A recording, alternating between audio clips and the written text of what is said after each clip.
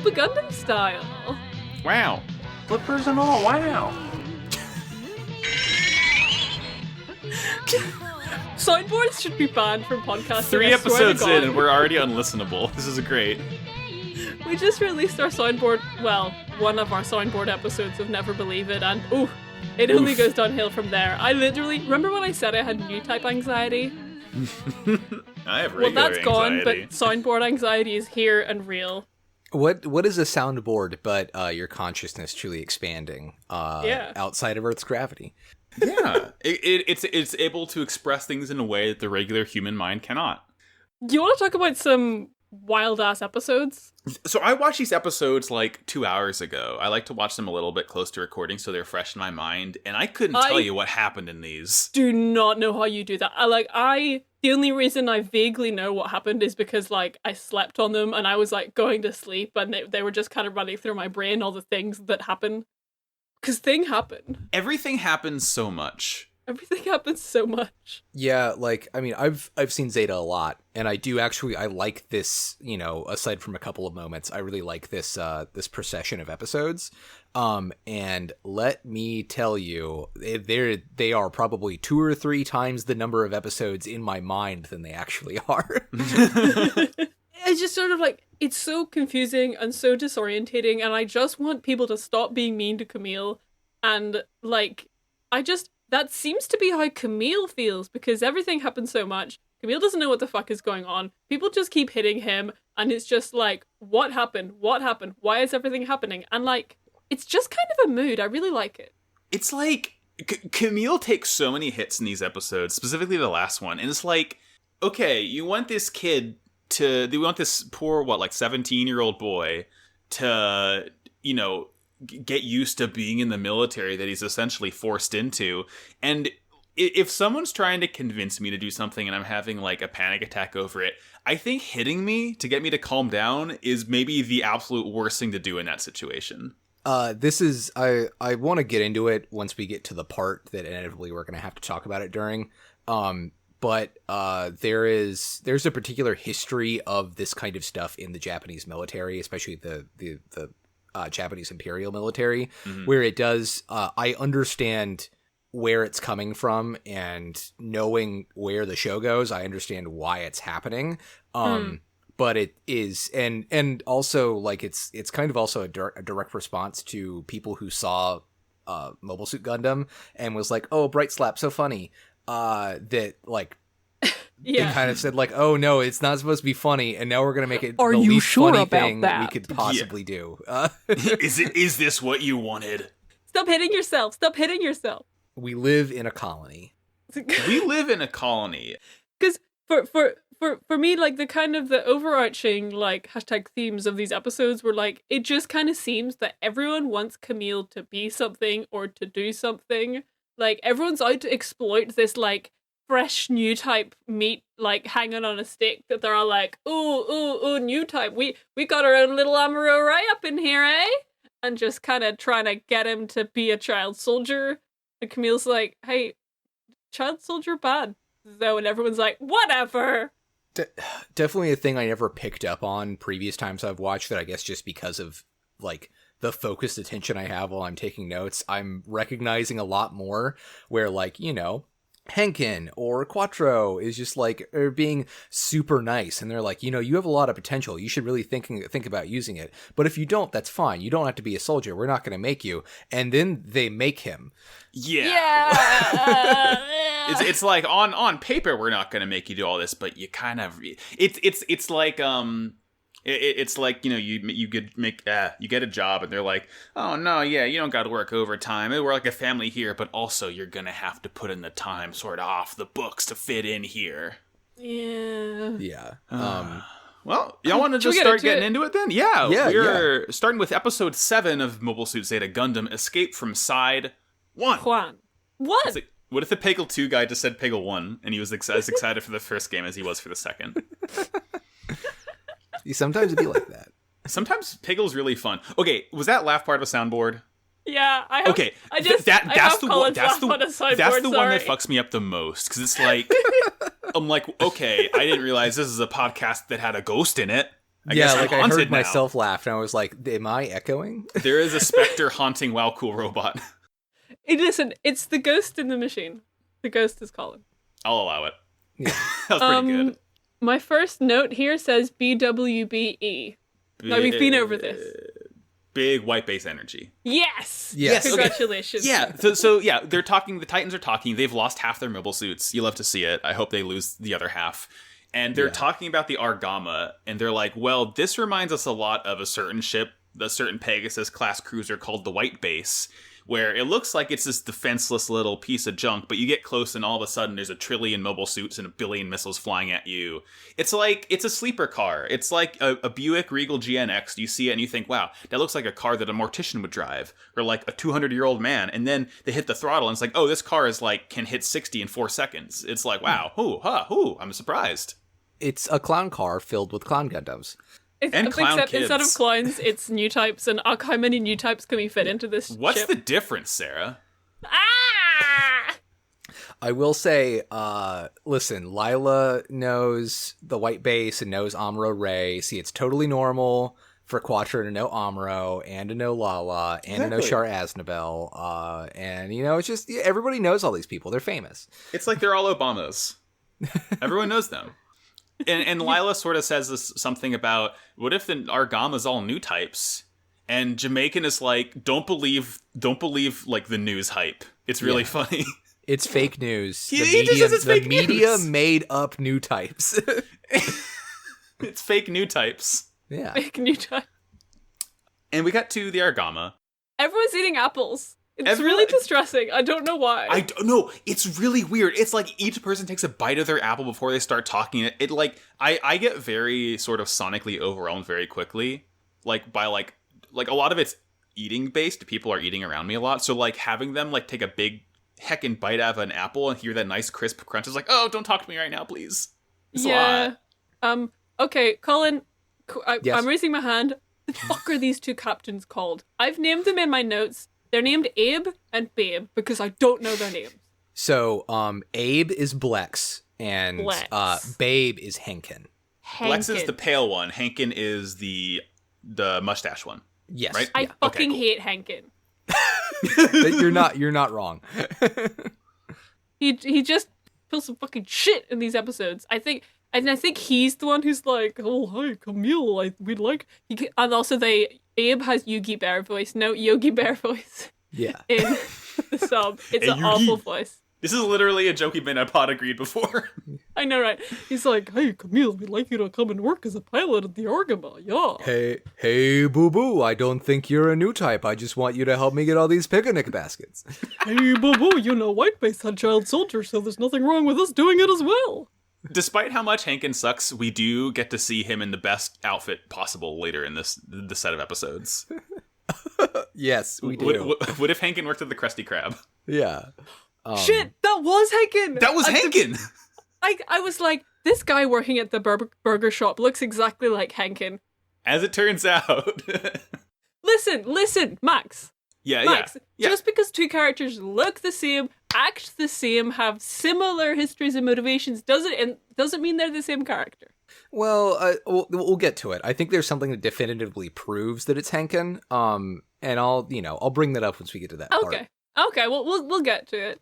Yeah, there is one, like, a little thing while, like, Blex is talking about wanting to develop Camille's ability, and, like, Camille's like, oh, what, like a new type? You want to do new type research with me? And Blex just is kind of, like, casual, like, oh, no, that's what laboratories are for. And that's kind of fucked up. Yeah, I think he uses the word guinea pig in the sub. He's like, oh, what, I'm just a guinea pig oof. to you guys? That's not what his voice sounds like, but I'm Sarah, having do you fun keep here. saying sub when you mean dub? Yes, I do. Literally, that happens to me on a weekly basis on Yu-Gi-Oh! Podcast, too. I'll never fully get it. The one where they speak English instead of have it written on the screen. Impossible to say. Yeah. Yeah.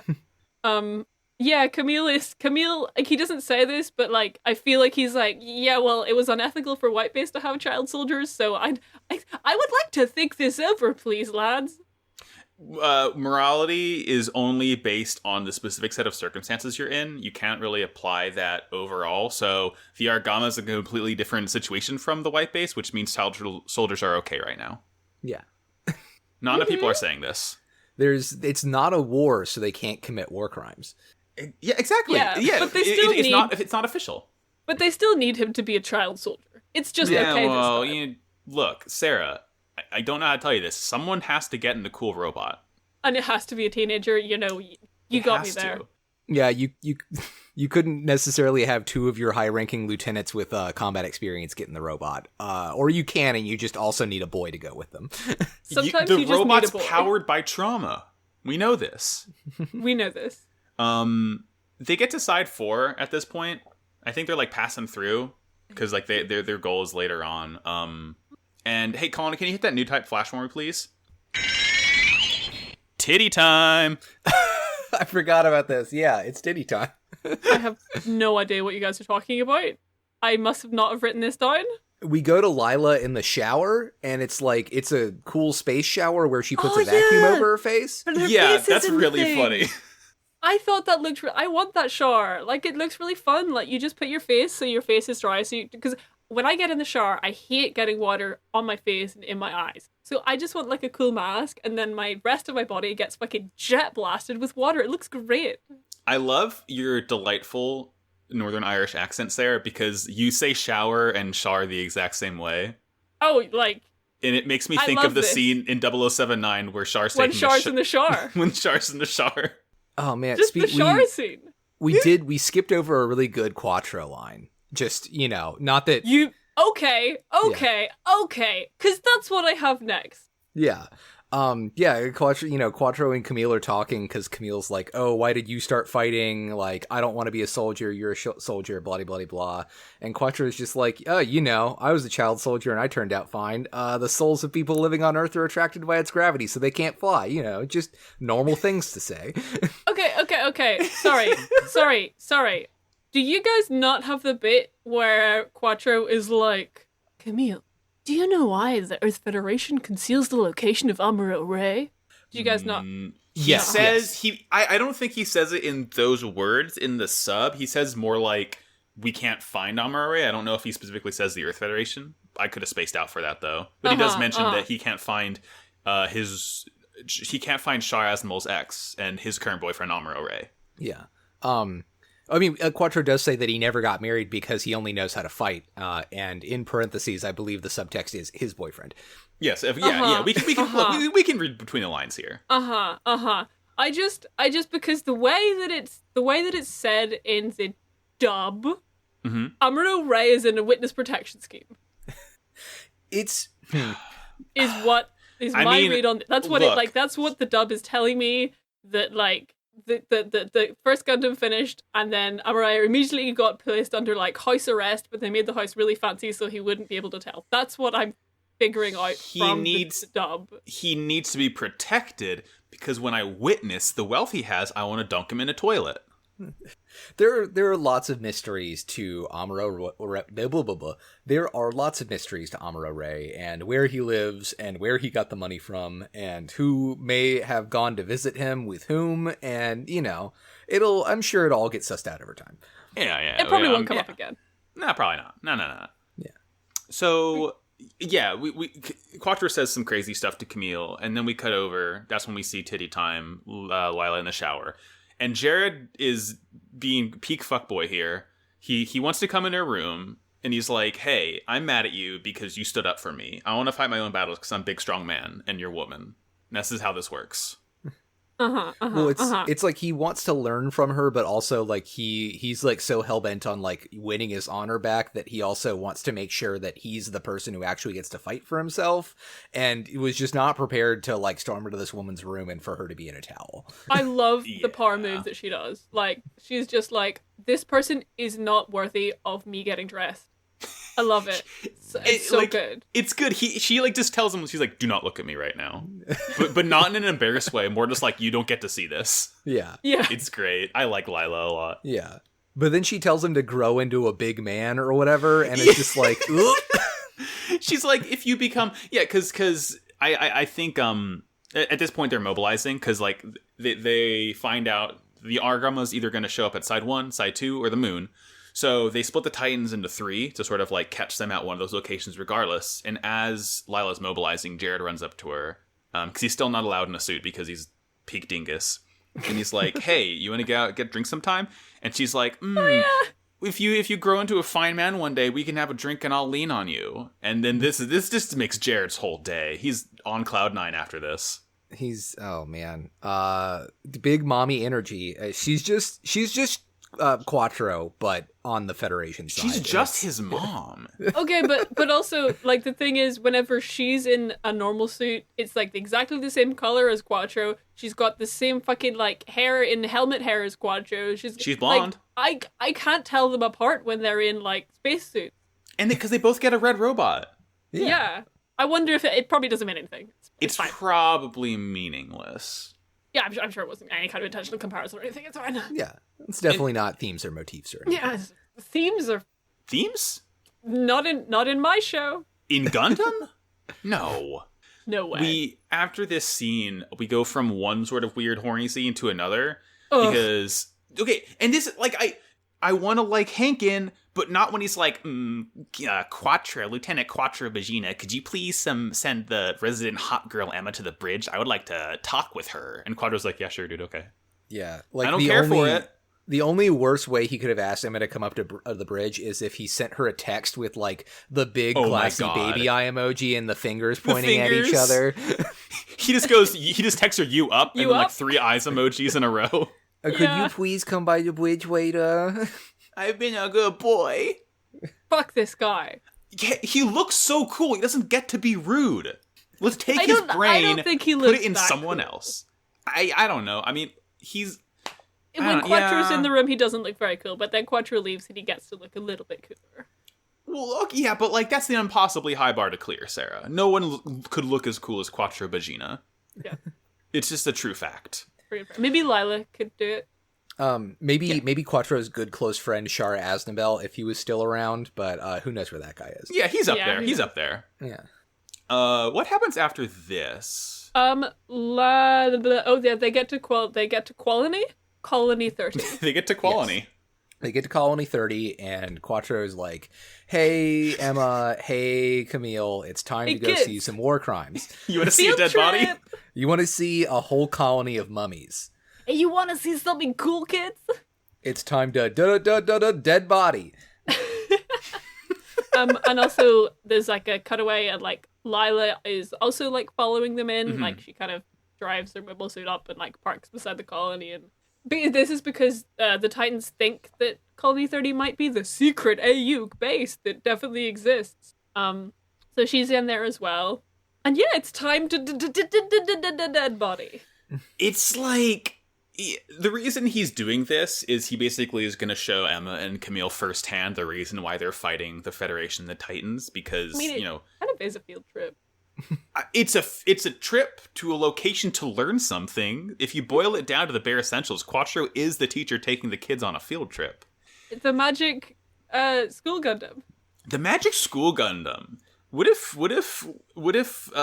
Quattro had a cool, like, talking lizard and a dress that, like, changed colors and patterns depending on the lesson he's going to teach them that day? I've never seen the magic school bus. I cannot play in this room with you. I'm sorry. Max, if only there was a cute green mascot character that could accompany them. Oh, that'd be pretty cool. I wish Gundam had something like that. Yeah, who knows? Who knows? But yeah, we get a cool flashback to the. Oh wait, does that happen? Do we get the cool scene of all of the weird protest signs that they have? Oh my god, I love the weird protest signs they have. Although, before we get to that, there's a line that Quattro specifically says in the job, because Camille's like, oh my god, like, how could someone just kill all these people? How could, I think, Basque kill all these people? And Quattro is like,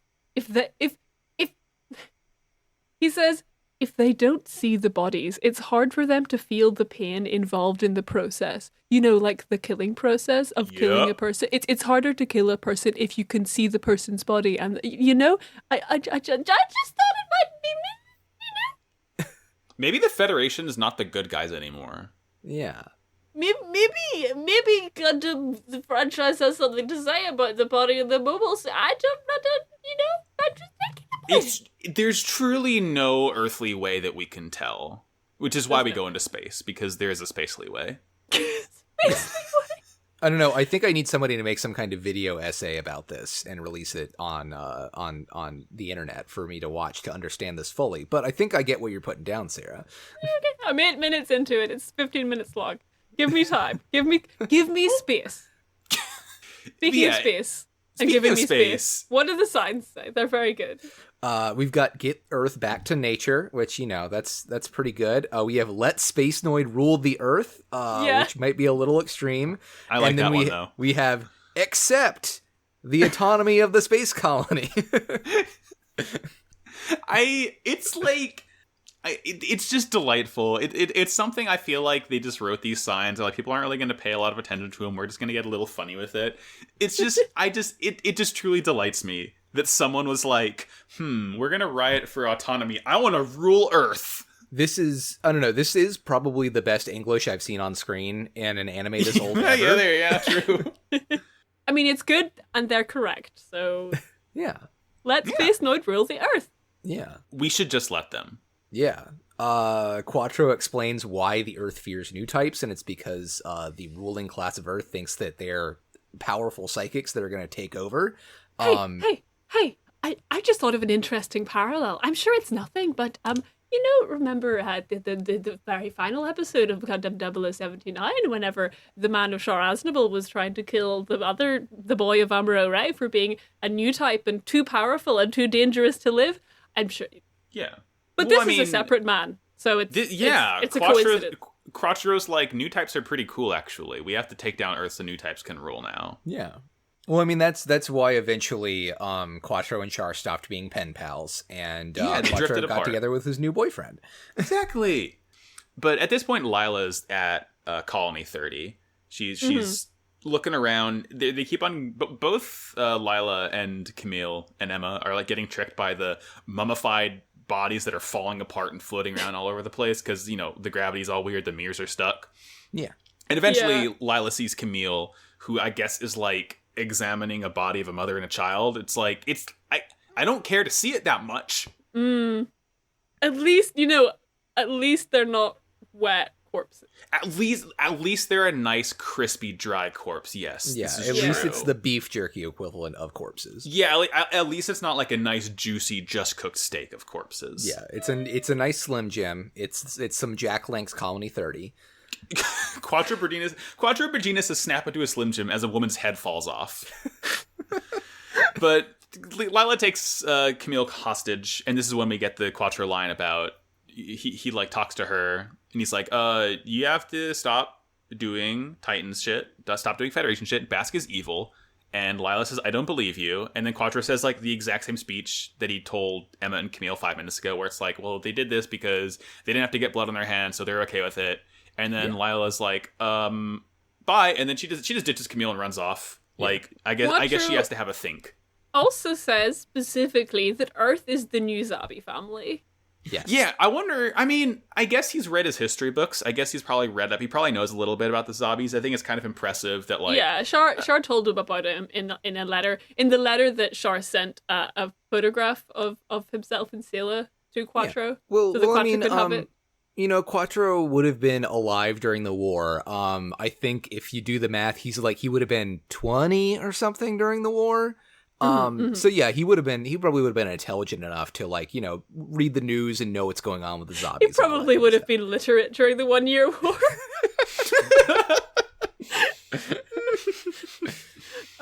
But yeah, that they kind of resolve the Oh wait, hang on. I've got a very important theory that Colin, I am gonna need you to step outside the bit for just a second so that I can purport this fun theory. Okay. So my theory is that Shar had hate new type brain, but Quattro does not have hate new type brain, and if one were to suppose that they might be the same person, the reason that Quattro does not have hate new type brain is because whenever Amuro Ray stabbed Shar in the head, he got Shar's one single brain cell that makes him hate new types and killed it, and that's why Quattro has a different opinion. It's like a lover situation. Yeah, he removed the racism node from Shar's head, or the hates new type, the classism. He removed the old type node. To continue to be outside of the bit, I think it's equally that just the Char's speech at the end of Mobile Suit Gundam, I think ends up being more of just a speech that's antagonistic to what Amuro's worldview is. Like, that's really what it's there for. And I think if they were to continue to write Char, if they're not going to continue with that line of thinking, it's probably just because they found a better kind of like way to take him. And certainly if you were to compare Char and Quattro as very similar people, it seems like if Quattro had a big hang up that had him get involved with the war, and now that's over, kind of the thing that he's found after that is the importance of, protecting the Earth and returning it to like its former ecological glory before it became, destroyed by industrial capitalism. And so, whatever he thought during the war really doesn't matter at this point. So, yeah, it's just Final Fantasy VII. Yeah, it did kind of like touch my heart whenever at the start Quattro was like, "Well, I think just soldiering is the only thing I know how to do," and I was like, "Oh fuck." Yeah. Like, are you ever just like a teen and you're really mad at the like family line that killed your father, so you like join up in the military to like get revenge, and then you train so you're really, really good and you're just like a really good pilot, and that's kind of the only thing you know how to do, and then you kind of get your kind of revenge, and then that's still the only kind of skill you have, and then you just got to continue living your life, and Same. I'm gonna drink some more here. Definitely puts a little more weight behind the whole, you need to, create a better world for the children that are going to come after you. And then also really kind of maybe a dastardly underline to constantly telling this child they have to be a combat pilot. I'm sure nothing bad can come of it. Yeah. So yeah, what happens after this bit on Colony 30? Now we get a space fight. Woo! I love it. Yeah. The writers were like, okay, we gave you a lot of exposition. We're going to give you some nice pickled ginger in the form of guns and lasers. Yeah. Here you go. Max, this is for you specifically. Gundam Mark II has this sick fucking bazooka. I like the bazooka. Around. Yeah. Bazooka! Hey, okay! All right, yeah, okay! Yeah! Oh man, put a pin in that one, because you don't even let me tell you what a certain mobile suit we're gonna meet has in later episodes. Camille shoots a guy in the mono eye, and that was kind of hardcore. Yeah, it's like I think it's one of the Titans who sort of dives in front of Lila. I don't know if he's doing it to protect her or he just is like, was that the wrong time? But yeah, he just gets like blasted in the head right away. It's pretty cool. Yeah, I mean, it's not what it is. It's not what it is. This is the battle where Abe and Babe, Blex and Henkin, Henkin is like, oh, I think that Camille should lead the attack on this one, and Quattro's just kind of sitting there like, okay, guess I'll support him then. So they're just putting the child out in front to see what happens. They're just fucking around and finding out. They're just still they're doing it. Like all these episodes are just like, let's just see what happens if we put this unstable, unsupervised toddler in like a multi-trillion-dollar mech suit. Yeah. And for what it's worth, Camille is zipping about and doing a good job. He's doing new type stuff. Yeah. I mean, we get that shot of him hiding in the crevice in the space colony after he kind of dipped out behind the mirror or whatever. And he's just hiding, and you get that good breathing bit again. And then a new type flash, and he shoots Lila. Oops. Ah, beans. I will say, talking about how good Camille is and how he's fighting really good and must be a new type, but I don't see it. I see it, but I don't First Gundam did a really good job of making you feel that Amuro was doing an amazing job. I spent a lot of First Gundam kind of marking out at how Amuro was doing cool shit that no one else could do, but I don't feel that in this. People are just saying it and talking about it, but the only time, the first time I actually felt that was when Camille did the thing where he shot through a hole before he could see Lila and hit her as she was going past. Because at that I was like, oh yeah, that I did Leonardo DiCaprio point at the screen and I was like, new type. Whereas before it was just people saying it and I was kind of you know, I don't know. Yeah, and definitely like early on, it's much more wow cool quattro than it is anything else anyways. So but yeah, they're finally, you know, they're getting the space juice off of him. They're getting that in waves, and then finally Camille gets to like do a thing to traumatize himself. AKA kill a person. Yeah. Lila does give us the best it's so death funny. line. I just admitted that the child isn't anyone, and this realization unconsciously turns into antipathy. So that's what it means to be an old type. Yeah, she's like, I'm an old type, guess I'll die. Yeah, It's like it added this bit of humor to it, since it's like just the way she says it. It's like he's a new type and I'm an old type. I'm old news, but like it's still like an intense moment. Because it's like, I did not expect Lila to die so soon. Yeah. I thought she'd be pretty important. But I guess she sort of serves to be, like, you know, Jared's main motivation at this point. Because during the battle, he was getting mad at Jamaican for not sending reinforcements. Because, like, she was basically out there alone at that point. Yeah, like, I legitimately really did not expect Lila to die. Like, I have no notes on this because I was so shocked. I've just got written in my notes, oh, Jesus, she's dead.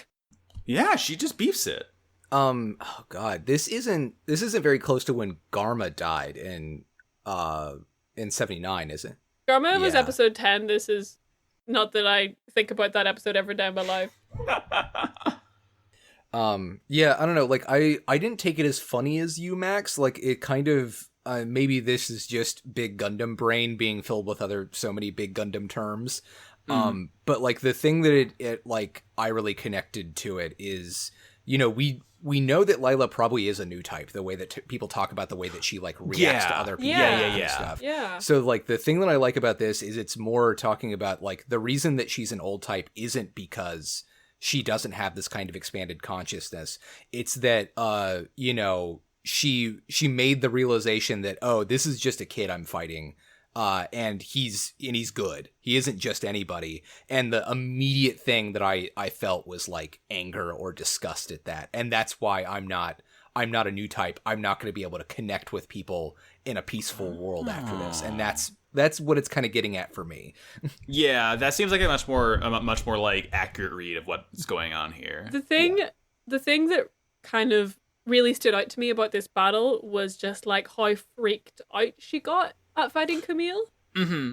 Like he just really, really shook her by just being a child. Because when she first saw the Mark II Gundam, she was like, "Oh, that must be Quattro." I don't know if she knows who Quattro is, but she like assumed it was Quattro. Mm-hmm. And then finds out that it's not Quattro, it's the child, and just kind of McFricking loses it. Yeah. Well, because she freaked out when she met him in the colony too. She was like not okay with how young he was. Yeah. Yeah. But that happens. She dies. Jared is really, really mad and crying and all that. I'm pressing F to pay respects. She was cool. If only because she, like, bullied Jared. Yeah. You know, I liked Lila. I'm sad she's gone. Yeah. But the battle ends, and the episode sort of ends with Camille getting back to the Argama. Everyone's congratulating him. It's like, you're a real pilot now. You killed a man. You killed someone! Yeah, you did it, buddy. They're saying some buckwild shit, because they're saying he's the second coming of Amuro Ray. What? Yeah. Yeah. They're like, oh, just like Amuro. Just like Amuro. But then Camille's like, nah, I kind of want to be a normal boy for a bit longer, so I'm not gonna be a Weird pilot. that he doesn't want to be a child soldier. Everyone just kind of assumes that he would want to be a child soldier, and He should be happy to have the privilege. Congratulations, you get to experience trauma, Camille. You get to kill with impunity. Hey. That's Yeah. episode. Pretty good. Episode. Moving on. What's the next one? Episode 8. The Dark Side of the Moon. I have a lot to say about this. I love Pink Floyd. I think that, you know, I think this album doesn't get enough credit for, like, the vibe that Rick Wright gives to it. Like, I genuinely think, upon re-listen, that, like, Rick Wright's, like, keyboard, like, landscape for this album just kind of carries the whole thing. And, like, David Gilmour's, like, soaring guitar parts in stuff like Time or Any Color, like, it just wouldn't stand out if you didn't have that bass landscape that Rick Wright brings. And, like, I don't think people recognize that enough. Here's the thing: is we now know that the kind of cheese the moon is cheddar, is because it's become exactly old enough that it's no longer white and it's aged to yellow. Max, do you have a bit you want to bring on here? No, yeah, I was just gonna say, I think it's like it's sort of unfairly maligned as like a quintessential stoner album. Like, I think it definitely has a lot of merit outside of that. It's like, oh, you put on Wizard of Oz and listen to it. It matches up perfectly. It's like, you don't... I feel like not enough people sort of listen to it as, like, just its own sort of contained album experience. I feel like people always sort of want to sell it as, like, this is an album that you can, like, do drugs to or watch movies to. It's like, it doesn't have to be that, you know? It can just be a good album that you can listen to, like, on, like, technical merits other than, like, making your trip good. Y'all want to like kick me off this podcast because I hate Pink Floyd. I don't really care for them either. Oh, I just kind of assume. I've never heard you say anything about Pink Floyd, but I assume the thing about you. I just assumed that about you. Okay. You give off that vibe. I'm glad I give off hating Pink Floyd energy. Yeah. I was gonna try and listen. I was gonna try and watch this episode along with listening to Dark Side of the Moon, but I kind of ran out of time. Maybe one day. That cannot end well. So anyways, Jared wants to pilot a new mobile suit, and it's his dead girlfriend's. Yeah. He's having a guy fix it up so he can use it right away, and he's like, oh, sure thing, boss, whatever. I'm not gonna care about this. He's just trying to go rogue, I guess. Or not rogue, but like he's trying to, really push it because he's mad about his mom getting killed. Yeah. And Emma and Quattro over at the Argama, they're still, like, this is when it really starts hammering into Camille. Like, everyone's chewing this poor kid out for not wanting to be soldier. Yeah, but, like, Camille is, throughout this episode, I was like, Camille is justified here. Like, he should be having a bad time because everyone expects him to be a child soldier that is a normal thing.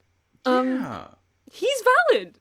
Yeah. He's valid. And like, the worst thing is, like, people, like, Quattro and Emma come by and is like, oh, son, oh, kid, do you feel okay? Because you murdered that woman in combat? And he's like, I mean, I'm processing it, but I mostly just don't want to be a soldier, so I don't have to keep doing that and keep processing these emotions. And they're like, you should really open up and tell us how sad you are about shooting the woman. And it's just like... And you know what? You know what Quattro suggests?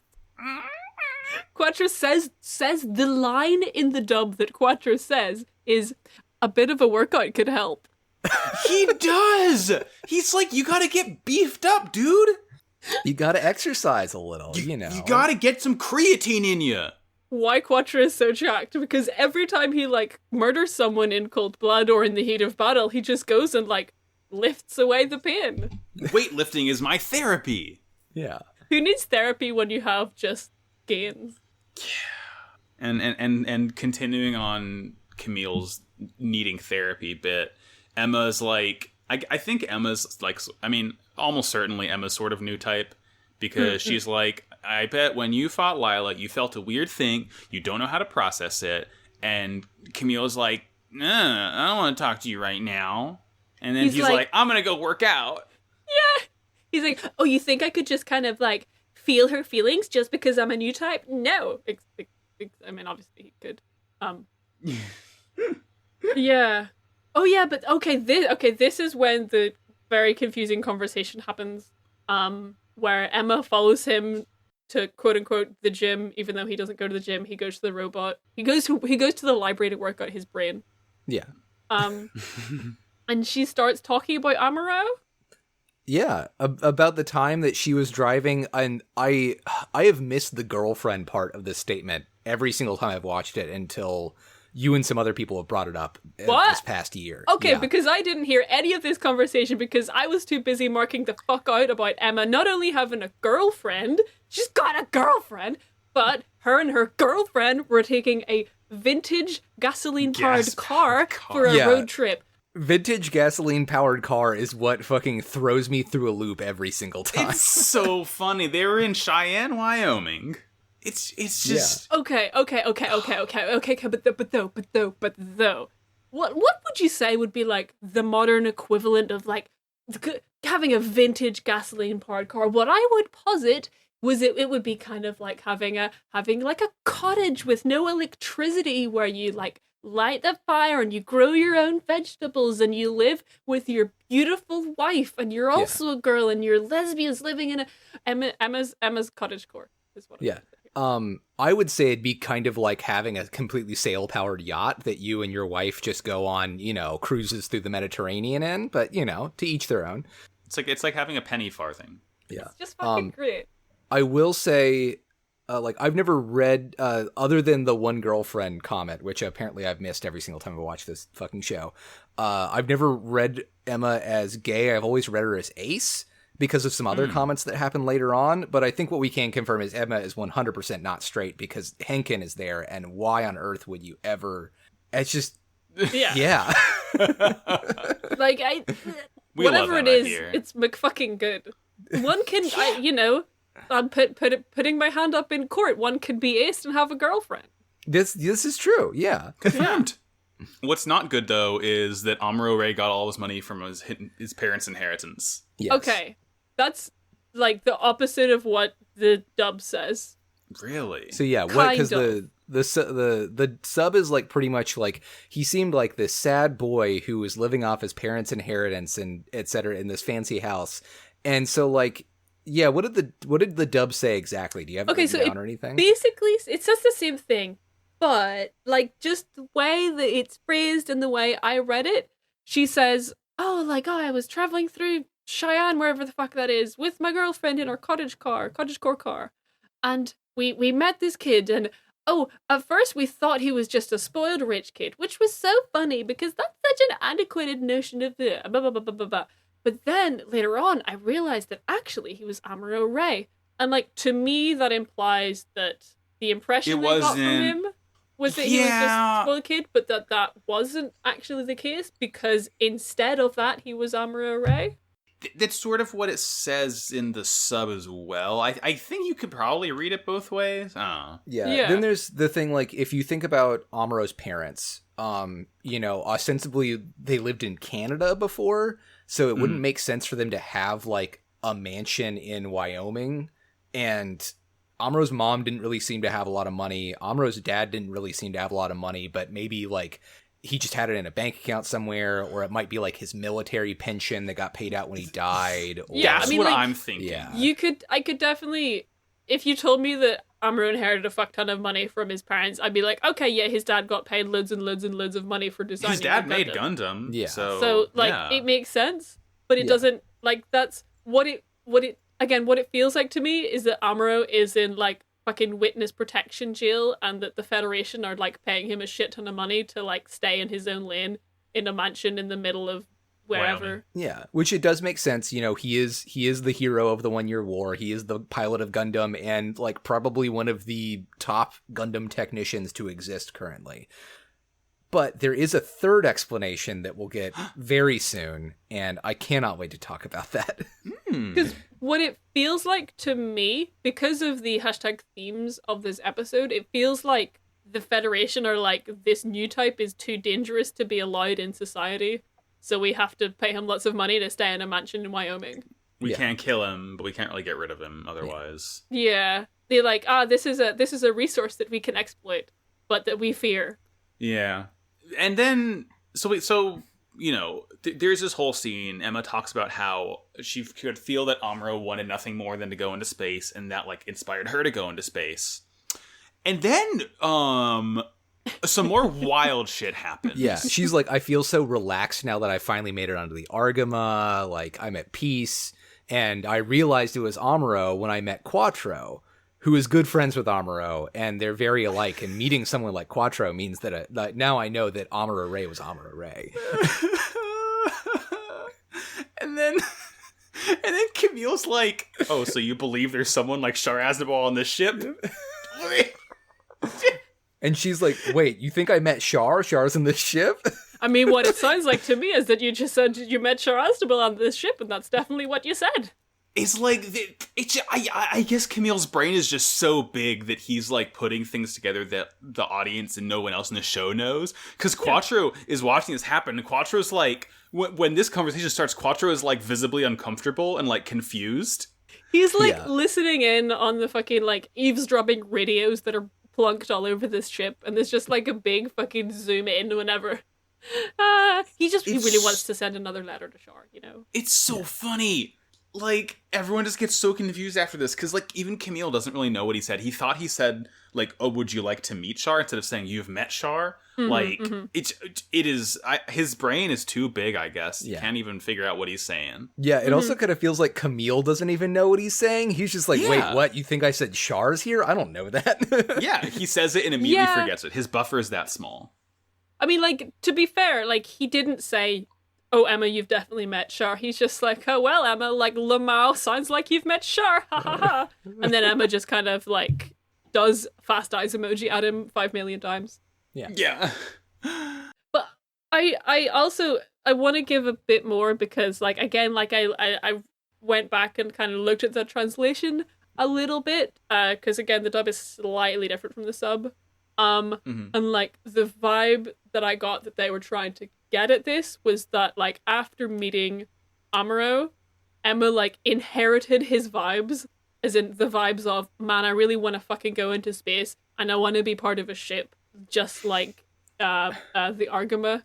And that, you know, once she arrived at the Argama, that, like, driving force, which she had, like, inherited from Amuro, had dissipated. I mean, what else could the vibes of Amuro Ray be than a lesbian who maintains her own vintage gasoline-powered car?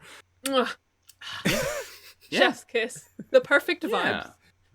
We do love and my other note is that new types are stand users and they draw each other together. Yeah, that also checks out. Luckily, this conversation gets cut short before we can figure out what it's actually about by somebody attacking the Argama. Jared's here, and he's pissed as all hell. Yeah. Jared's pulling a bit of a Camille here because he's stealing mobile suits now. Yeah. His orders are to only just, like, find where the Argama is and report back, but he's like, no, I want to get this asshole who killed my mom. And it works because, like, you know, he's able to tilt Camille.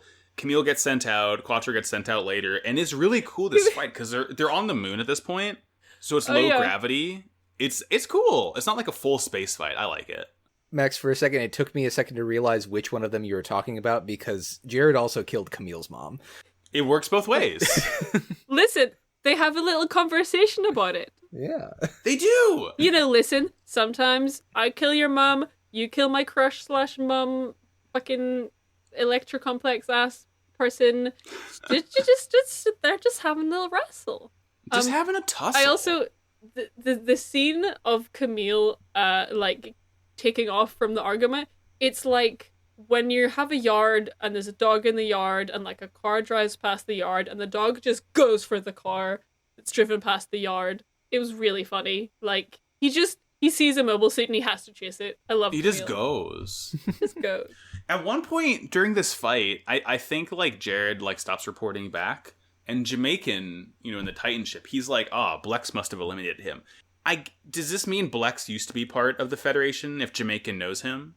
Is that what this is implying? Or am I, like, uncovering some dark makes secret? Sense to me. Yeah, if not, like, thinking that they have kind of information on who the kind of, like, top youth members are doesn't seem that unusual. Listen, All right, yeah. Jamaican's probably seen some of Blex's old porn films. Like, was it bad? Yeah, no, that's it. I mean, Jamaican does kind of have a Blex and Henkin vibe to him. He just doesn't spend near enough time in the gym. Yeah, or he's in just the, like, worse. the sun tanning pod. Yeah. Or, like, perving out on people. Do you think that on the Argama they have, like, tanning booths so that the crew can get their, like, vitamin D, but just Blex and Henkin spend, like, so much more time than necessary in them?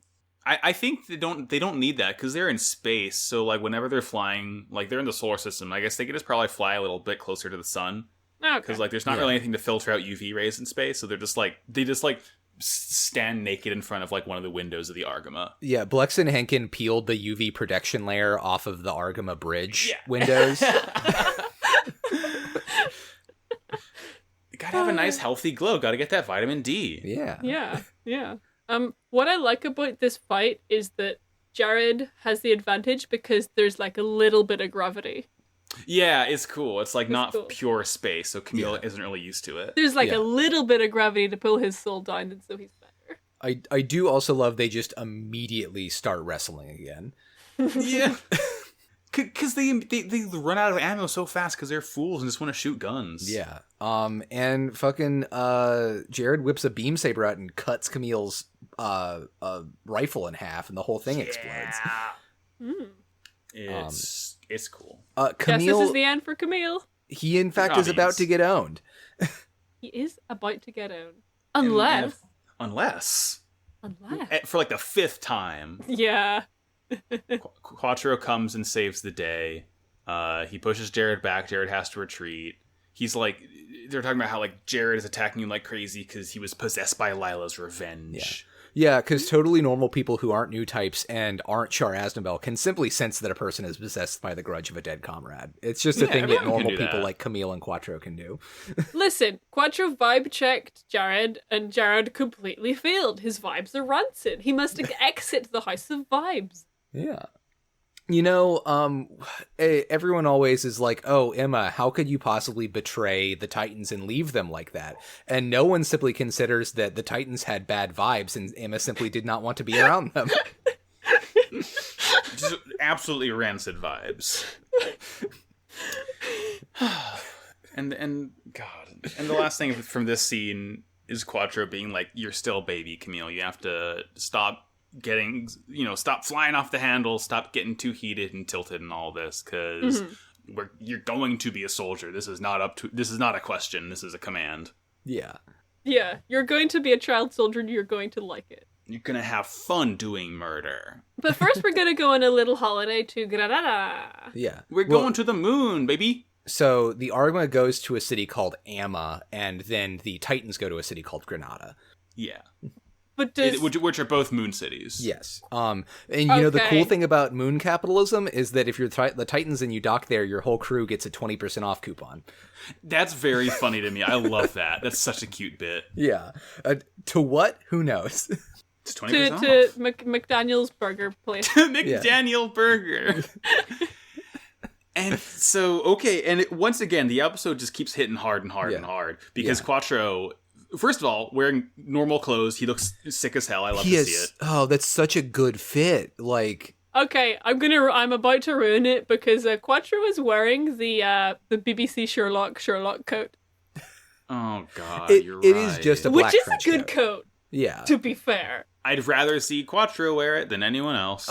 Hey, Sarah, do you know what year that the BBC Sherlock first came out in? Like 2010. And do you know when Zeta Gundam came out? Was it 2010?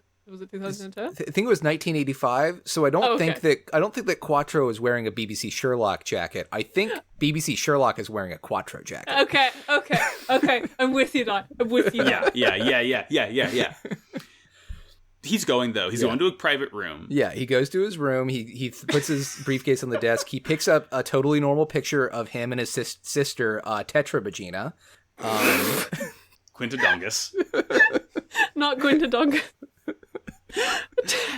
and a guy named Kignan comes in. Yeah. And he's like, hello, Char.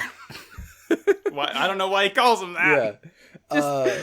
You'll always be Char Aznable to me, sir. I think it's because, Colin, like, you'll always be Quattro Bajeena to me because of that one time you cosplayed Quattro. So it just means that Quattro at some point has cosplayed Char. And that explains it.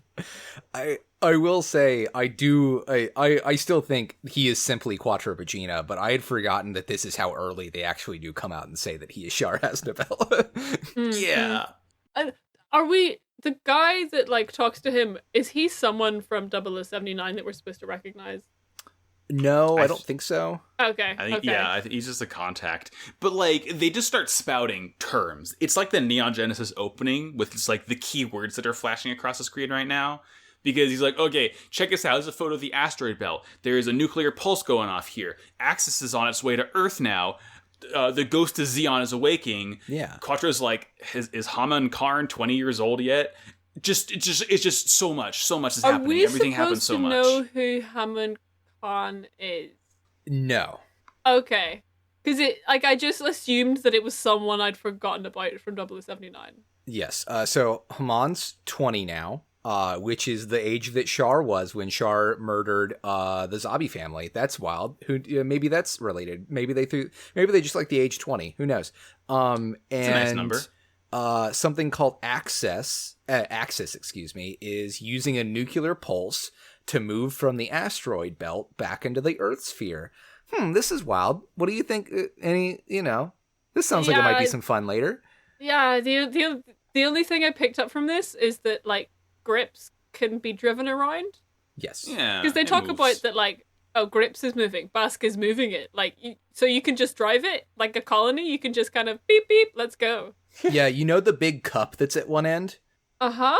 So the way that you move them is you detonate, like, nuclear devices in that cup. Which then kind of like blasts the colony in a direction, so they can kind of like use that to maneuver them. But basically they only use them to, like, if they build them over inside one, and then they'll move them to side 3 or something like that. Oh my god. Yeah. That seems like a little that's like inefficient. Well, I mean, think of the amount of rocket fuel you'd need to get one of those big old boys going. Yeah, that's true. No, yeah, that's why I was like, you can just drive it. Just drive it. It's got like a little horn. You can like pull the lever and it goes boop boop. Yeah. Except you don't hear it because you're in space. Oh, yeah, it's a vacuum, of course. Yeah. It's probably nothing important that they're talking about Zeon's ghost and Axis being similar things, I think, because there definitely weren't any, like, sort of Axis powers, Third Reich allegories that they made in 0079 about Zeon. Yeah, and everyone off of Zeon, got killed. No one escaped on any kind of escape capsules at the end. I definitely think that it's safe to assume that you can make the jump that Axis is the ghost of Zeon. Right. That's what I gathered that. Yeah. Honestly, I didn't pay attention to any of this because I was too busy looking at the drip on Quattro's shirt, which is like, oh my god. He's got drip. Yeah. The drip, it's got like these 2 like double pleat dart vent things in the back that just, the way it hangs is so beautiful. I mean, he's got that tiny little waist and those gigantic shoulders. He's built like a JoJo's Part 3 character. He is a Dorito man. He's got a half hourglass body. He's like if you took John Cena and turned the Bishojo slider up to maximum. Like, he's basically got no butt, but the little bit of butt he has is just like, oh. And yeah, your man is like, hey, so you need to go and get a burger to do some clandestine, I believe he hands him a letter from someone named Wong Lee that says, meet me at McDaniel. Meet me at McDaniel. McDaniel. Is this when he gets the phone call? He gets a phone call, right? Yeah. He gets like a little Skype from the sort of like operator of Amon. How much does it cost? Like 15 cents. Okay. In the dub, it costs $15. What the hell? For a 30-second call.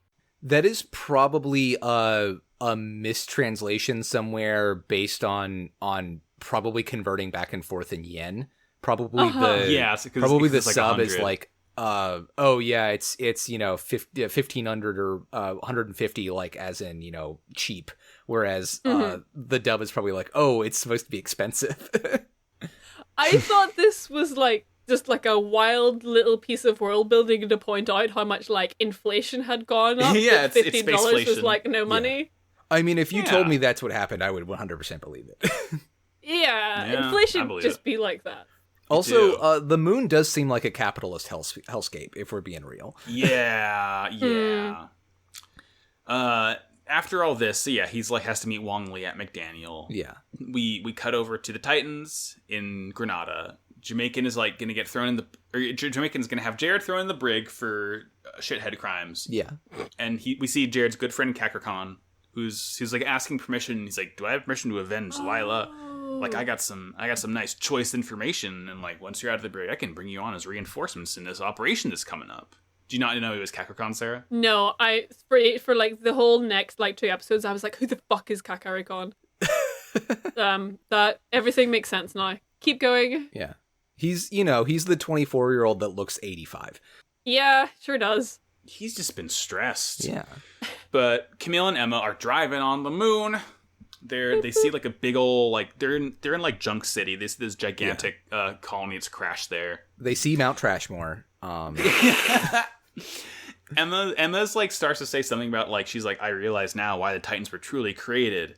And, like it's because of all this. And then they get attacked by Kakarkon. Yeah. So the conversation's cut short. We'll never find out. Yeah. And then Quattro goes to McDaniel Burger. Yeah. Quattro gets a burgie. Yeah. At Mac Daniels with their well-known legendary green clown mascot. What is this? It's like mint flavor Ronald McDonald. But it looks more like a Jack in the Box clown though. It does. It looks like if like the Jack in the Box gained weight to look like a Pillsbury Doughboy and then got covered in mint. Is this supposed to be like a McDonald's kind of thing, right? Yes. Yeah. Almost certainly. That didn't occur to me.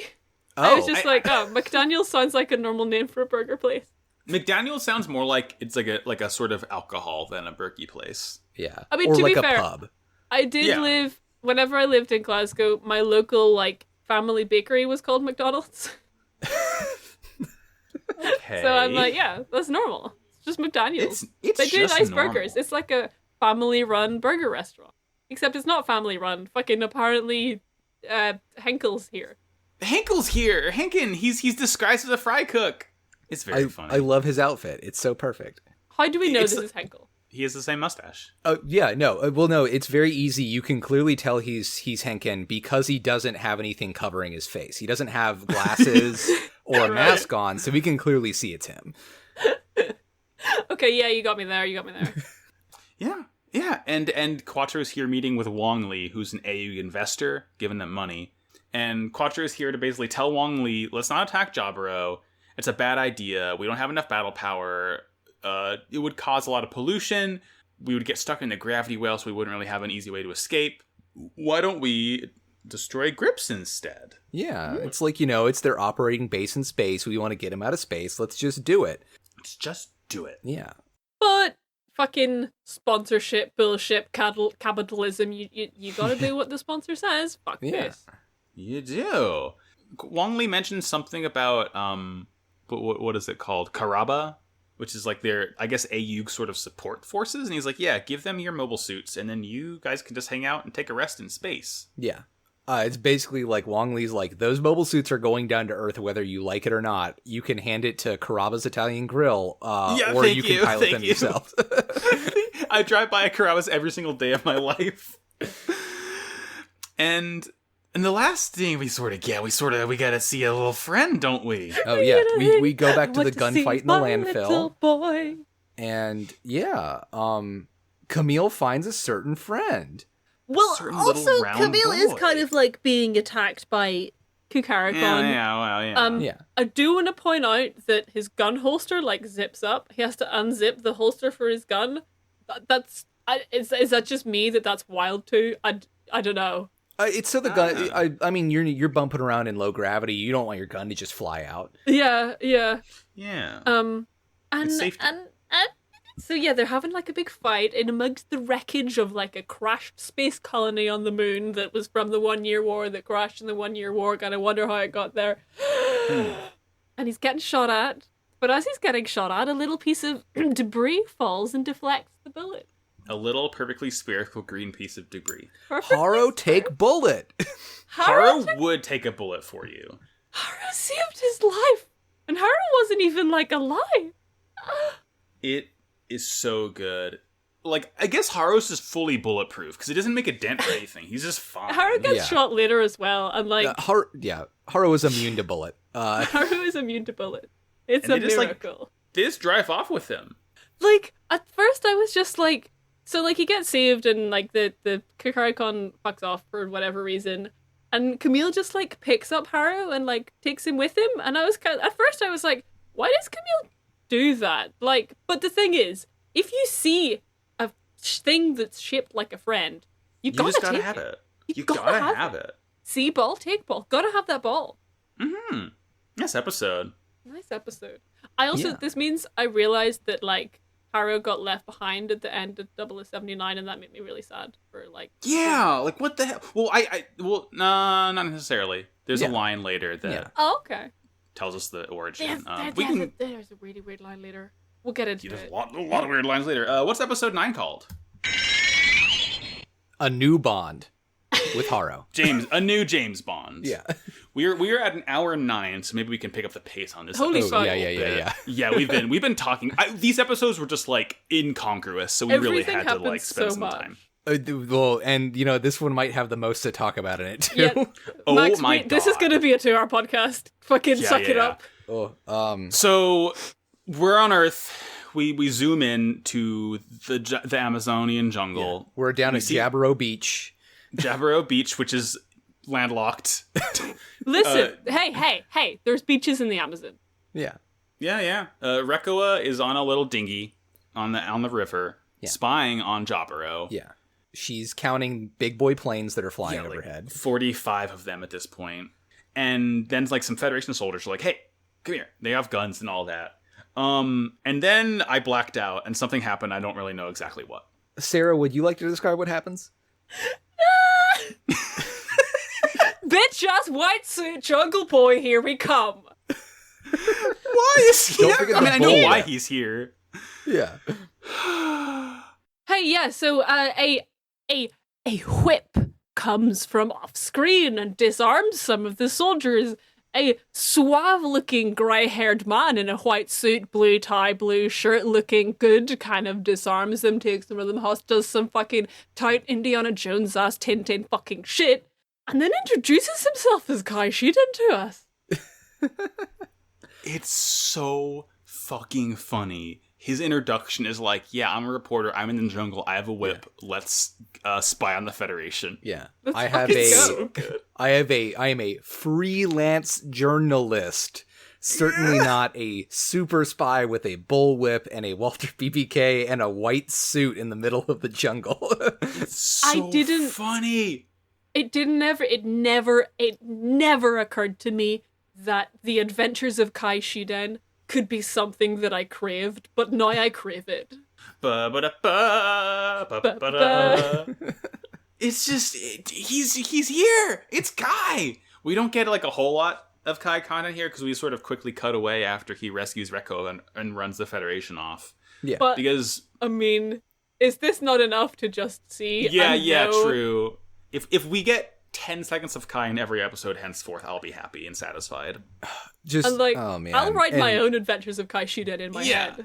Yeah. What's he been up to for the last 8 years? At least we do get the very good Kai line of "You're allowed to run around the trees." Yeah, it's just... like he's telling that it's slightly different in the dub, and I think it's better actually because like he's like about to shoot at the guys. He's like, run away in a straight line, and the guy is like, I can't. How am I gonna run in a straight line when there's trees? And he's like, oh my god, run around them, you moron.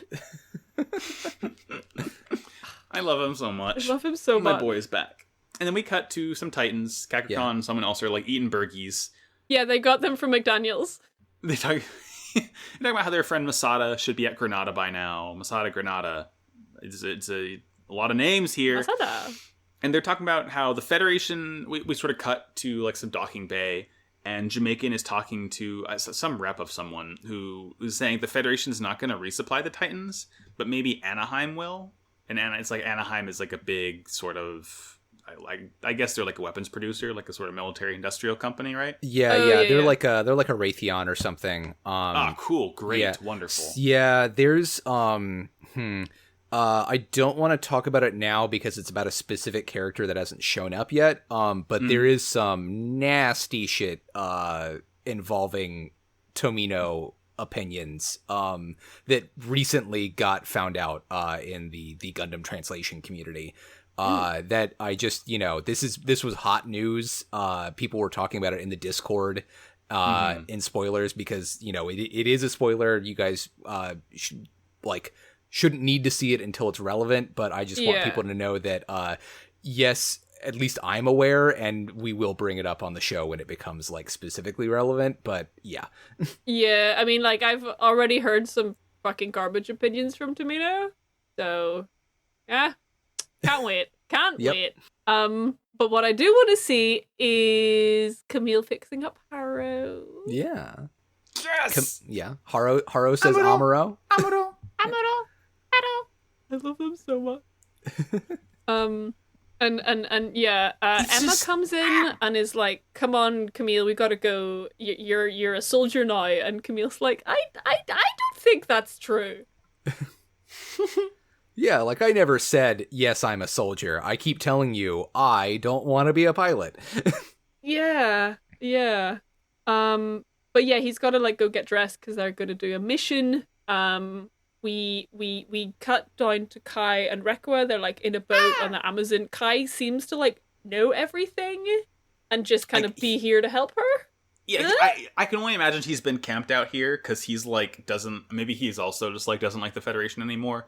Because he's like he mentions that they've moved Jaburo. It's somewhere in the jungle, but it's not where it used to be. So they're like, we have to, and he's like, okay, well, Rekko, even if you find Jaburo and find out where they are, like you don't have anything to like transmit back to the Ayug, so you have to basically hijack Jaburo's communications itself. Let's go find it. Yeah, he comes up with like a fucking improbable plan that might not work, but that's very plucky and courageous to like go into Jaburo and hijack. Yeah. It's very Tintin of him. Fucking Adventures of Kaishiden. He's just Tintin. Yeah. And then we get the bad scene. Yes. God. Wong's having a conversation with some people about how, the Titans don't see what's coming, but Europe didn't believe America was going to be a power for a long time, blah blah blah blah. And then he sees Emma and Camille walking up, and he gets out and just starts laying into Camille about being late and arrogant, and starts literally beating the shit out of him. For literally no reason. I still cannot figure out why he did it. He just does it right away. Yeah. And Quattro just lets it happen and like pulls Emma off to the side, and they go somewhere else. Yeah. And he's there and he's like, "Oh, are you late because of that toy?" Referring to Harrow. We get some stuff about how Camilla's like, this toy might have important information on it. But like he just keeps getting hit, and it sucks. Yeah, Wong keeps hitting him and says, "You're not an intelligence officer. You're a pilot. If you don't pilot a Gundam, you're gonna get thrown in space. You need to stop talking and apologize to me. It's bad. It's really bad." He literally like knocks him out. Yeah. And then Camille like wakes up in just like the changing rooms. Seemingly. Yeah, in the locker room. And the fucking guys are there like, "Hey, a new type, you're awake, eh?" They're like, "You shouldn't have talked back to Mr. Wong like that." Like, this is what Quattro says. Yeah. This is... So, I know it's really easy to bring up, like, Nazi Germany and stuff when talking about Gundam because, like, the obvious visual aesthetics are there and the text is there. But a thing that often gets left out of the conversation is Japan's own military history, and the Imperial Japanese Army was actually like super well known for using corporal punishment above all else. Like the American military is pretty well known for using psychological conditioning. And if you were in the Japanese Imperial Army, it was expected that you were going to get the shit beat out of you constantly. And once you got promoted up to being an officer, it was expected that you would beat the shit out of people under you constantly. And it's one of the things that people suspect is the reason that it was so easy for them to commit war crimes. And in general, just like a really awful way that they conditioned people to follow orders no matter what. And including it in Gundam, I feel is probably like cultural in that, this is what, people at the time thought of when they thought of the military. And then also, as much as I think it goes way too far, trying to point out that yes, the AUG is not perfect. That these kind of little hints of like kind of gross stuff that, of people basically trying to groom Camille into a combat pilot, isn't just something that you can look over. Like they're giving a big physical thing for you to look at and go, oh, well, AUG might also be bad. Because like, Emma and Quattro are like, yeah, that's just how it is in the military. And then Camille also is like, but that guy was a sponsor. Like that guy's not in the army. which is also He gives us pointed money. out. We gotta listen to him though. Yeah, again, fucking sponsors. And fucking Quattro is just like, yeah, well, if you don't want people to beat you up, you gotta get good. You gotta get these gains, bro. Yeah. And then, like, to sort of kick salt in the wound, he's like, yeah, that Haro's a marketed item. You just rescued, like, a toy. Yeah. So, I do, not to lighten the mood too much, but this does bring us to the third theory of why Amuro is rich. Yeah. I think I shall subscribe to this theory. Oh, shit.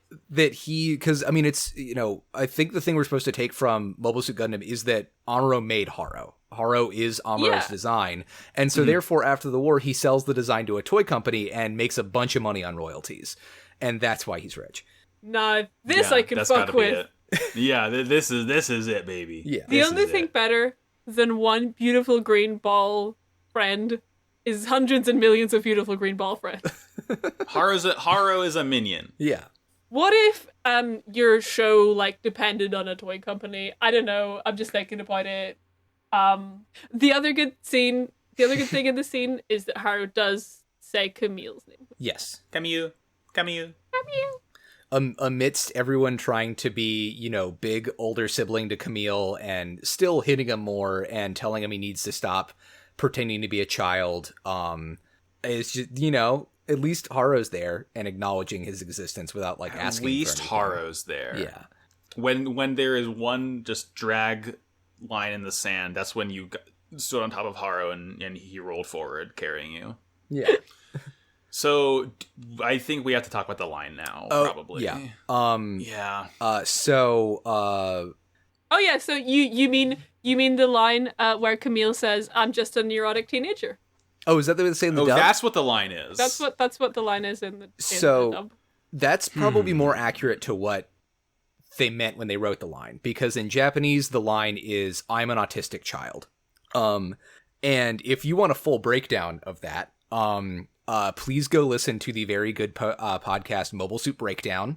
The episode that they do for this episode, which should be season 2, episode 10, has a really, really good breakdown at the end of it of what the Japanese medical community thought autism was at the time, how they went about, handling issues involving autism and that kind of stuff, what the public perception of autism was, what the specific translation says. Yes, they do use the term for autism that would have been used at the time in Japanese, and then goes into what Tomino thinks autism is, and basically Tomino doesn't know what autism is at all. He basically meant, Camille is depressed and he has anxiety and he feels that he can't connect to anybody, and so that means he has autism, which is not correct, and Tomino's a bastard man, is what it comes down to it. But for like a full, really good, well-researched deep dive, please go listen to that episode of Mobile Suit Breakdown. Yeah, sometimes Tom and Nina do break down the very important cultural context that surround Gundam. Yeah. Sometimes.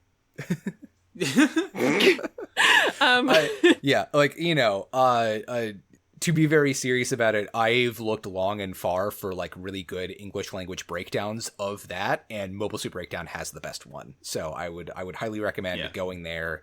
It's a good show, and also like that's good information. I'm not gonna try to dumb it down or just repeat it whole cloth. Like just everything I know about Gundam as things comes from Mobile Suit Breakdown, so literally can't recommend them enough. We're not equipped to handle this. We're the Gundam podcast that makes jokes about getting jacked in space. Yeah. I guess going further to lighten the mood, can we talk about the Minion now? Our golden boy? The giant gold Gundam Hyakushiki is so good. With his blue overalls. Hyakushiki is here.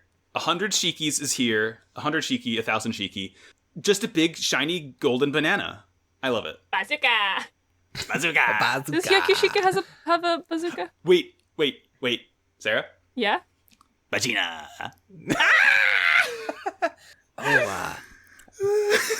Bajeena!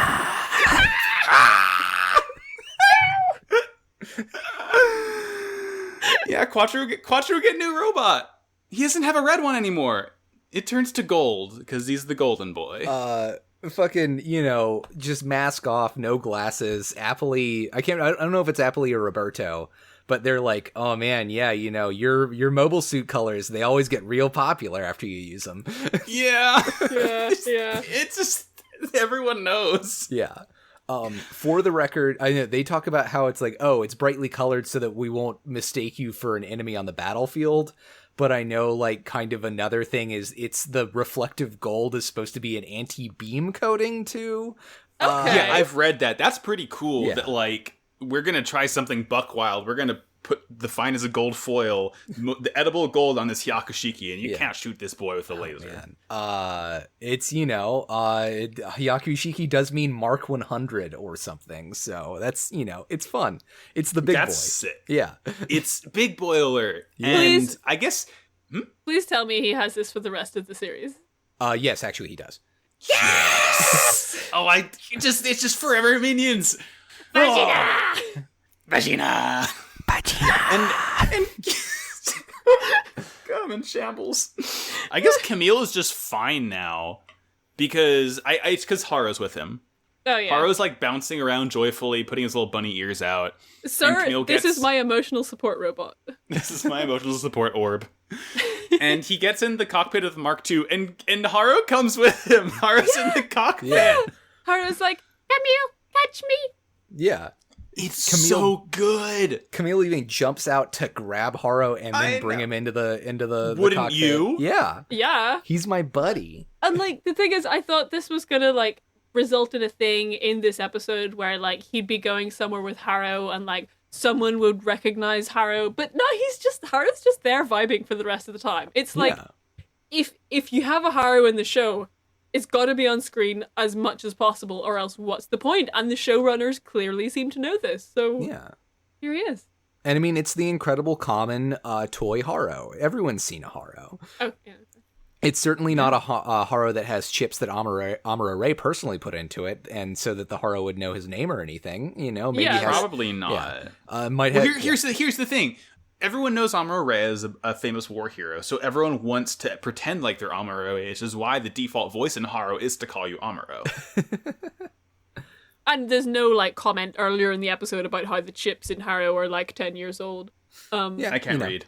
Who knows? Yeah. It's impossible to say. Yeah. It's impossible to say. So yeah, Camille got to go fast. Yeah. Zoom! Zip zoom. He's got to catch up with the boys. The boys. We get a scene, too, after he takes off to go to Quattro and the others.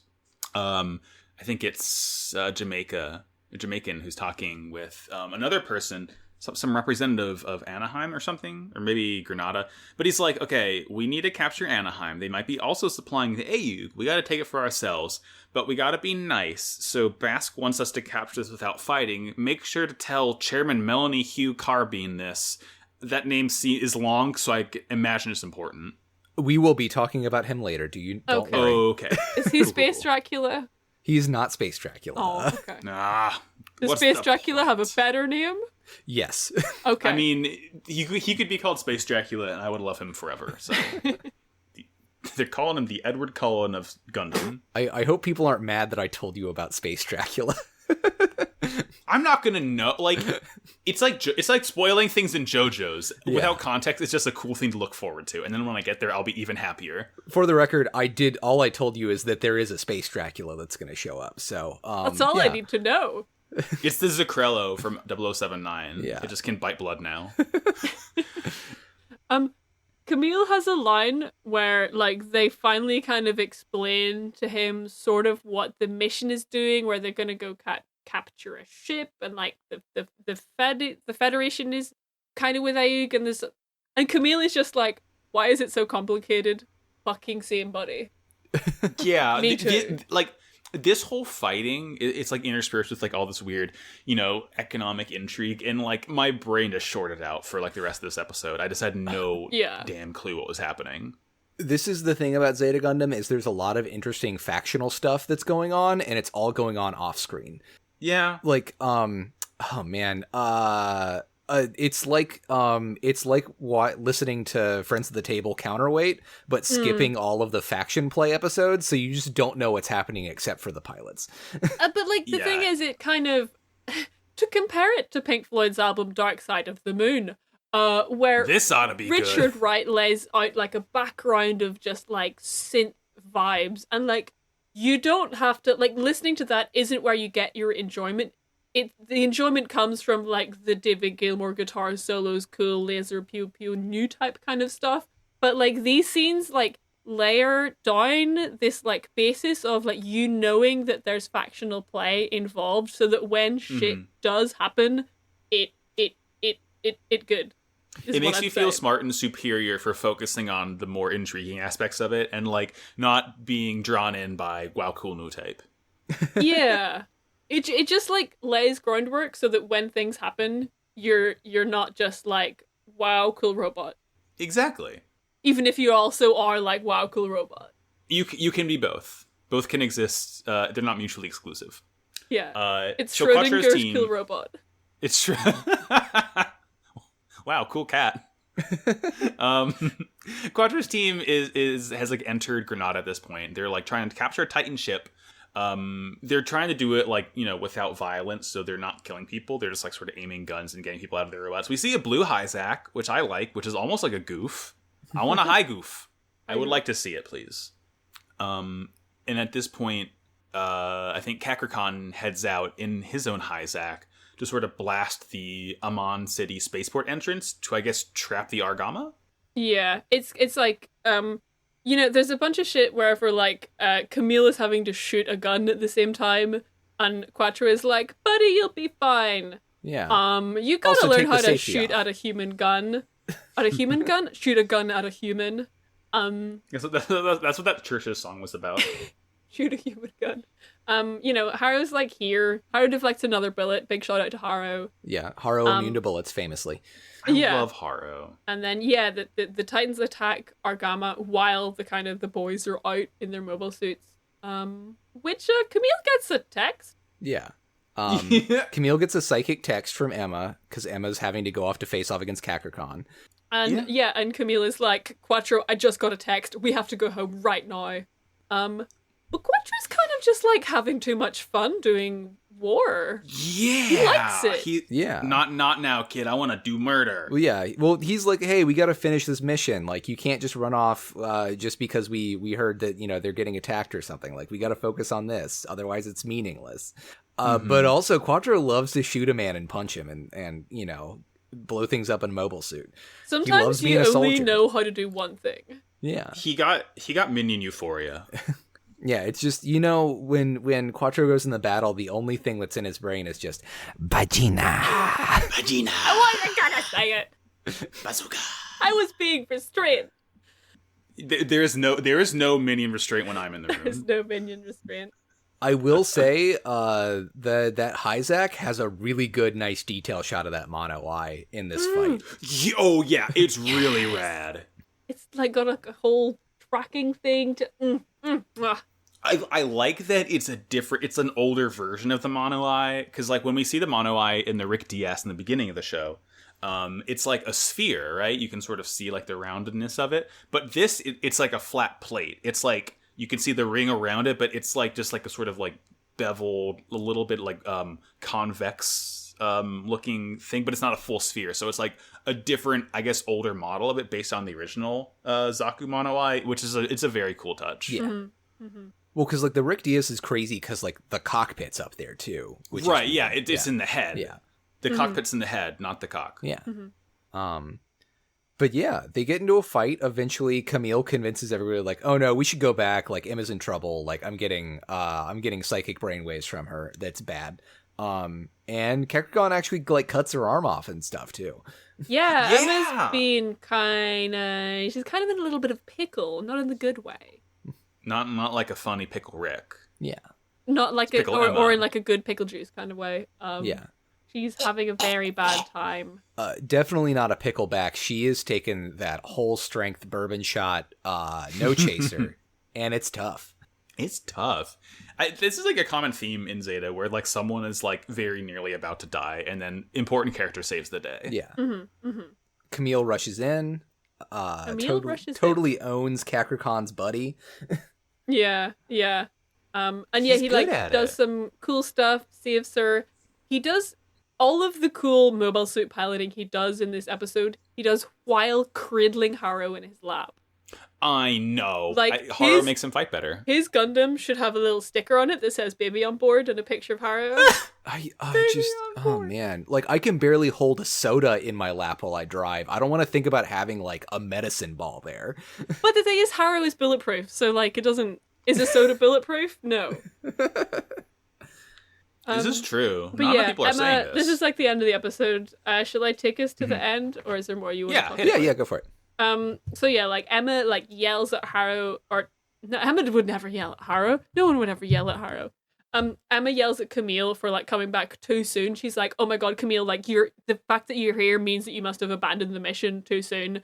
But Camille is like, "No, Emma, Emma, you sent me a text with your mind. I got a text from you in my mind." And then she's kind of like, "Oh shit!" And they sort of talk about that a bit. Emma ends up like thanking him for coming and rescuing you. And then we kind of cut back to the crew, and like Camille has like a kind of a, everyone's like, "Hey, Camille," and he's like buddy with the crew who had been kind of previously beating him up. It's like a little bit fuck up. And then the final shot in the episode is we go back to the jungle to Kai and Rekua, and they're sort of about to like do their cool adventures of Kai Shuden infiltration of Jaburo, and that's the episode. Rekua keeps telling Kai he needs to stop being so fresh with her. He's a little. He's been in the jungle for like several weeks at this point. She's like, "We're not friends. You can just leave, Like the weird thing about it is like the way that she's talking, it makes it seem like Kai is just constantly hitting on her, but like it's Kai and he has the same deadpan like thing that he always does. Like is he being weird in the dub? Because he really isn't in the sub. No, in the dub I have a note about that because in the sub, his introduction, when he introduces himself, he's like, I'm not hitting on you, like I'm just here to help or something. But like he says there's nothing like that in the dub. Like there is no like horny implication. Like that's just not there. So I don't know what the subtitles are doing here. Kai is simply too sexy for the Japanese audience is the problem. Yeah, I think it's like it's implied that he's being like too personal and too like buddy, but there's no like sexual energy. Okay, yeah. That's not just me saying that. That's like I looked at it. Actually. Yeah, that is like what translation stuff that probably doesn't come through in subs or in dubcast or whatever. That maybe he's I didn't hear like him say Chan or anything like that. But, yeah, I mean, there's still other ways you can be more familiar with people, right? Yeah, you could just be an annoying little shit, and we all know that Kai is. Yeah. That's episodes. I prepared a post-episode segment. However, we are at 1 hour and 40 minutes, so I am more than happy to leave it until next week. No. Go for it. All right, okay. Folks, can I get a new type flash, Colin? Get ready to hear about the history of sleeves. Because I have prepared some things for you. Hit it. With my costuming expertise, I want to be very clear that the because I didn't really do any research. I just looked at my bookshelf, which is kind of full of costuming books, and took one out which had a little feature on sleeves in it. This book is from like the 80s. It's quite an old-fashioned history book, which also means published in 1968. So that means it's one of the racist ones, which doesn't acknowledge fashion as having existed outside of Europe. So we're gonna look at some European sleeve history. The first recorded instance of sleeves comes 5,000 years ago from Egypt. You know Egypt, like in Europe. The oldest garment that survives, that exists as cloth and textiles, is from Egypt, and it has sleeves. It's like a little kind of dressy, tunicky thing, and there's some sleeves on it. However, you may notice that in Egyptian art, and stuff like that, you don't really see many sleeves. Like, we've all seen Yu-Gi-Oh! We know all about Egypt. No one's fucking wearing sleeves on those tomb reliefs. I will be quick, Colin. So the fact that sleeves exist in physical space doesn't actually mean they existed in society, because whenever clothing and garments survive, it's because no one fucking wore them, That's survival bias. We could go into it if we had like another 3 hours, but we're not going to. So sleeves have existed for most of human history, but no one fucking wore them because sleeves, as we all know, suck. Sleeves only really became a thing from like the sort of 12th, 13th century onwards in Europe anyway. And even then, the sleeves on things like doublets and coats and jerkins were like removable. Like you very often see in Vampire Times clothing, there's like the sleeves are tied on, and that's just because practicality. Sometimes you want to be able to take your sleeves off. Sometimes you want to be able to swap your sleeves out with another garment. It's just good practical sense to have removable sleeves. I personally can't imagine like electing to wear sleeves when I could just wear a tank top instead. Yeah. But that's just me. Sometimes winter happens and you gotta. But they always had that option to take them off, to just get the guns out back in Vampire Times. Now, sleeves really kind of take off in like the sort of the 14th, 15th century. And that's also kind of when like a little thing called capitalism is starting to develop. And the reason that sleeves take off is because, and this is kind of what a lot of the older books of fashion claim to be like the start, quote, big quotes, of fashion, because people had economic mobility, and they wanted to be able to display their like money and their wealth and like their power on their bodies by kind of showing off how much cloth they could put on their bodies and how fancy their clothing could be. So people go fucking nuts for sleeves. And in particular, Colin, are you familiar with the Landsknecht? Yes, I am.